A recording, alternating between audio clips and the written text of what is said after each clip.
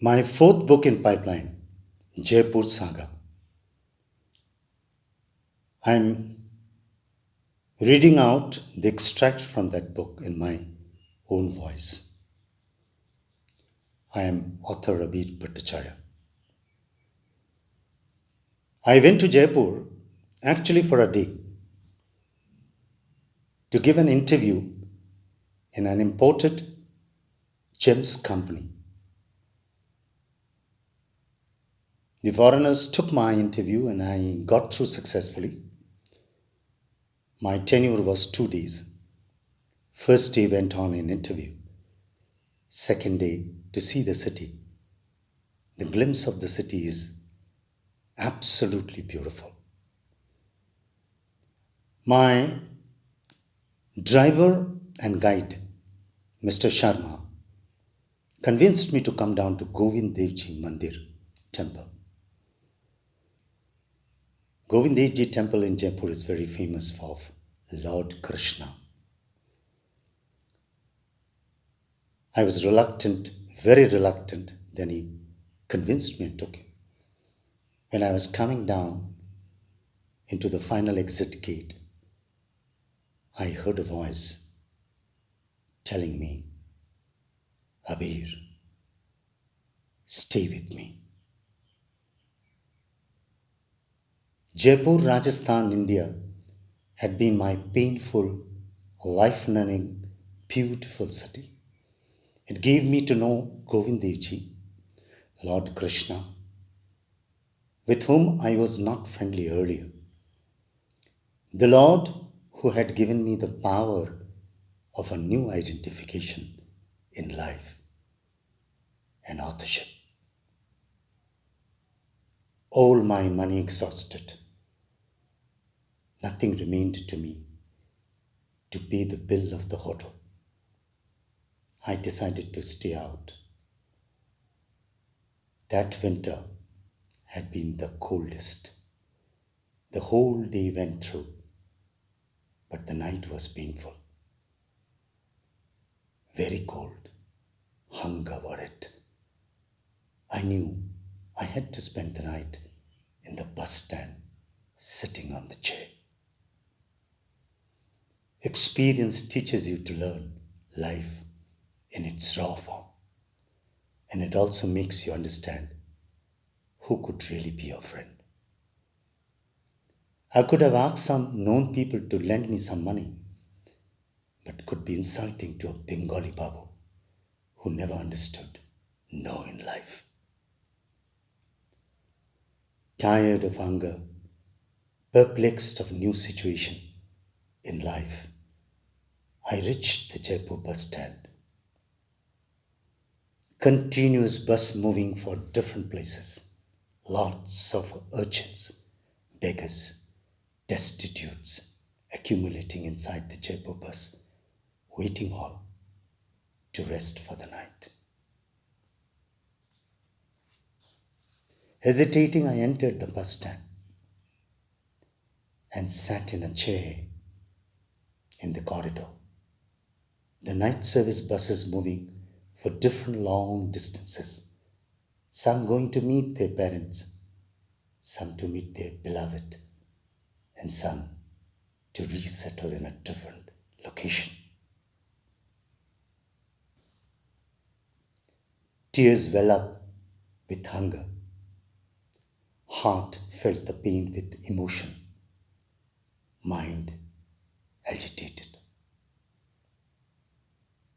Abir, you cannot cry. You had opted the situation yourself. You had listened to the call of your new friend, Lord Govind Devji. Lord Krishna.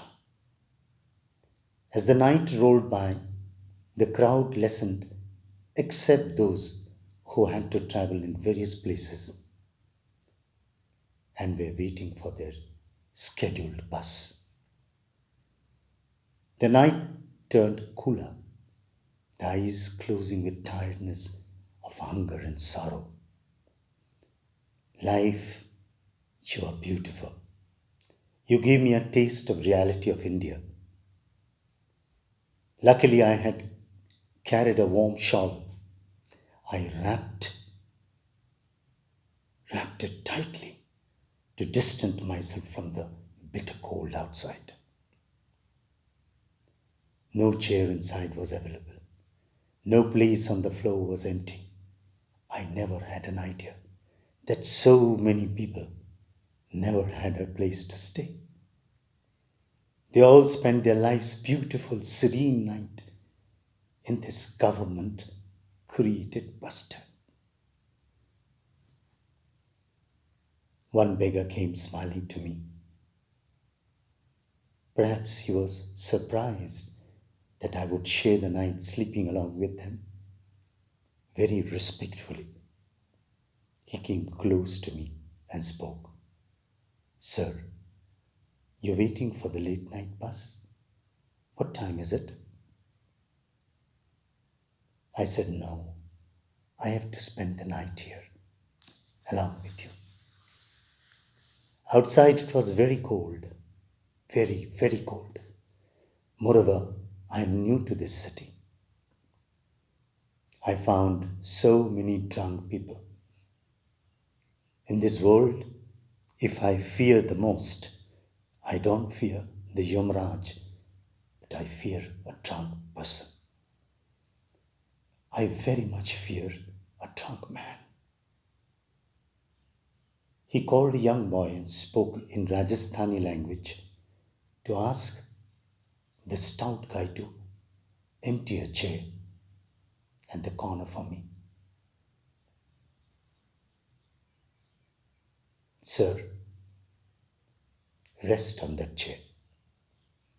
Don't worry. I will make sure that no one disturb you for anything. In case you need any help, please call me. That corner near the Jodhpur bus stand is my place for begging.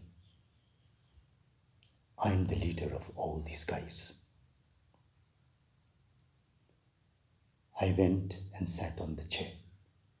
The still built, newly renovated chairs. The whole body collapsed. The eyes gave up. Energy evaporated. After some time, that Samaritan came again with a mud glass of milk. Jaipur has beautiful roadside milk bars all over at night. People consume lots of milk and lots of tea.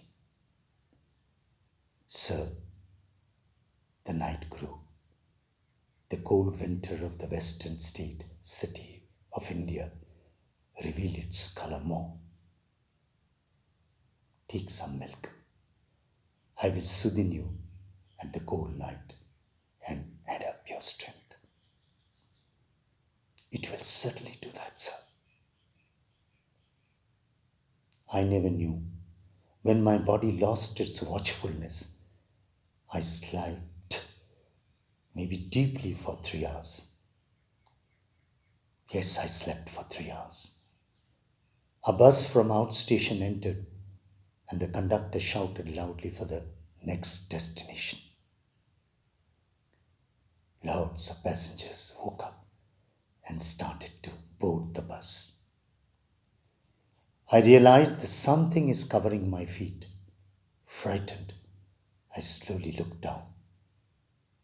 There was a stout white doggy sleeping, covering my feet, as if guarding me as my bodyguard. It might have smelled and smelt me and realized that I am a safe person. Yes, I am. I am safe to all good people. Absolutely safe. Because I don't know how to fight. I don't understand how to get angry to somebody whom you love.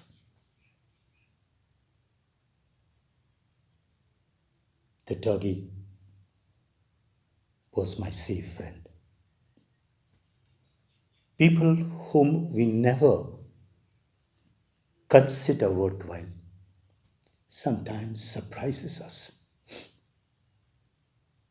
but all are at the will of God. Early morning, the scene of life changed.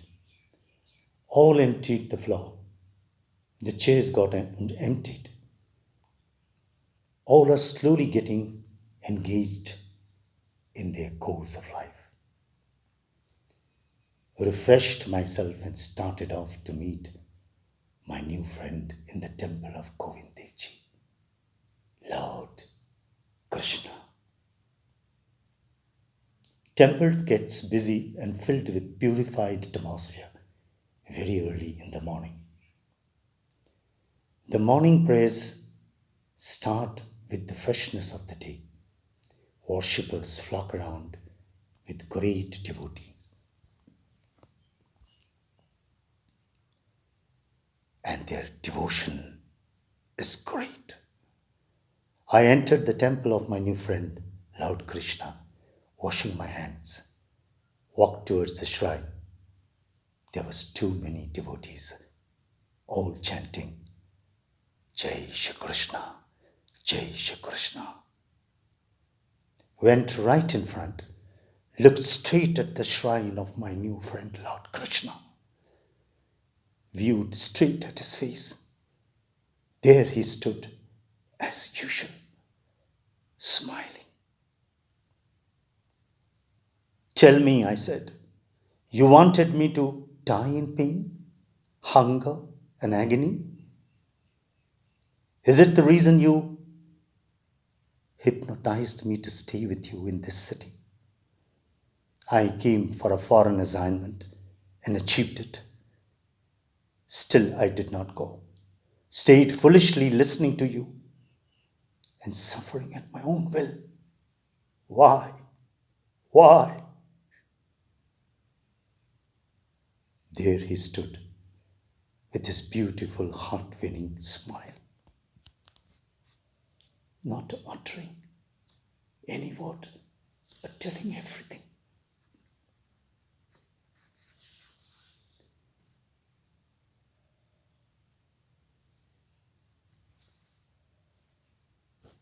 Then whispering into my ears, he said, my Lord said, Abir, you are restless, filled with anger, emotion being hungry only for a day.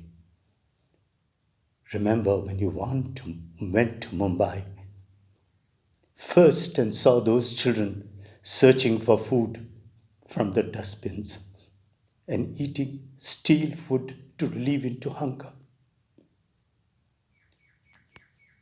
You vomited bitterly, isn't it? Cried and uttered in great anger, God, when will you allow these children to have little food to survive? Just imagine thousands and thousands of people do not get proper food to survive in your country. And your government spends crores and crores of rupees to advertise on shining India, digital India.